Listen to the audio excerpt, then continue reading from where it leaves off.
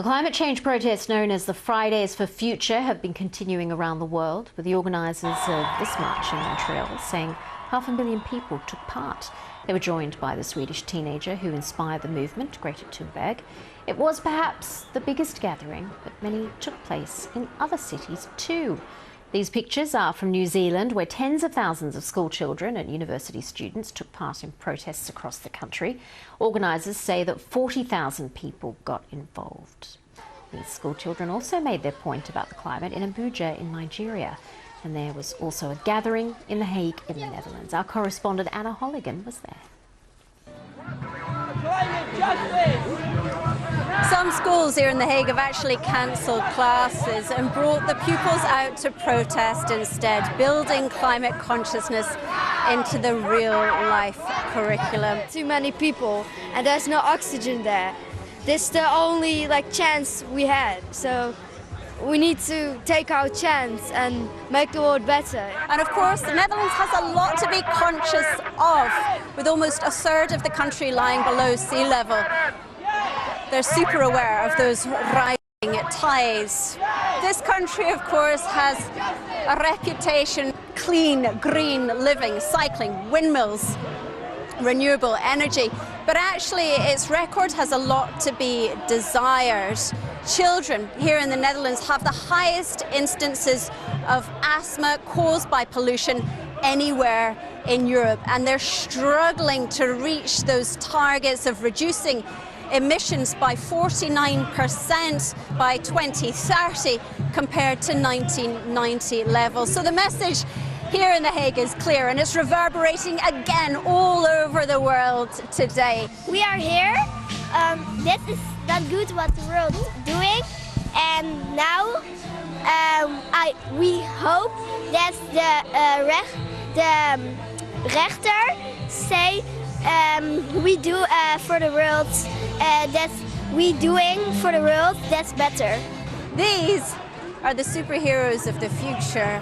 Their relationship with the environment today will determine what it looks like in the future. Thousands of people across the world have taken to the streets in another day of global action on climate change. For a second successive Friday, young people in New Zealand were the first to march. And as the sun rose from Tel Aviv to New Delhi and then Rome and Washington, more people joined, led by the Swedish teenager Greta Thunberg in Montreal, as our climate correspondent Hannah Thomas-Peter reports. A second wave of global climate protests. These pictures from Montreal, where tens of thousands marched. Greta Thunberg was here too. Her stark, uncompromising message recently criticised by Donald Trump and Australian Prime Minister Scott Morrison. I don't understand why grown-ups would choose to mock children and teenagers for just communicating and acting on the science, when they could do something good instead. In New Zealand, they embraced that sentiment, taking to the streets determined to be heard. It's very easy to feel like the forces that are destroying both the planet and our people are going to win. But it's moments like this when seeds of hope really begin to sow themselves in my heart. South Korea came next, crowds insisting on change. And then the sun rose on Switzerland, protesters marching to protect their planet. In Israel too, a sense that the time to act is now. It's not a nice feeling to know that 7 billion people in the future are going to look at you in the eyes and are going to say, shame on you. That is why I'm here today. I'm here to protest. I'm here to show my anger.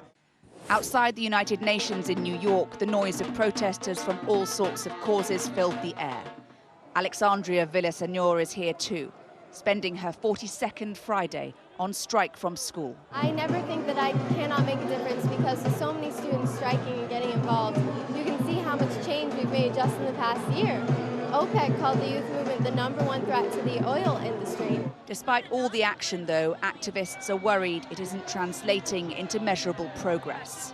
The global climate strikes and the voices of millions have been heard here at the UN. And individual countries and businesses have made new pledges to tackle the crisis. But the reality is that meaningful collective action is happening more slowly than it needs to be to limit global warming to the levels that scientists say are acceptable. And so this vast grassroots campaign will continue, hoping to keep the momentum going as the window for action narrows. Anna Thomas-Peter, Sky News in New York.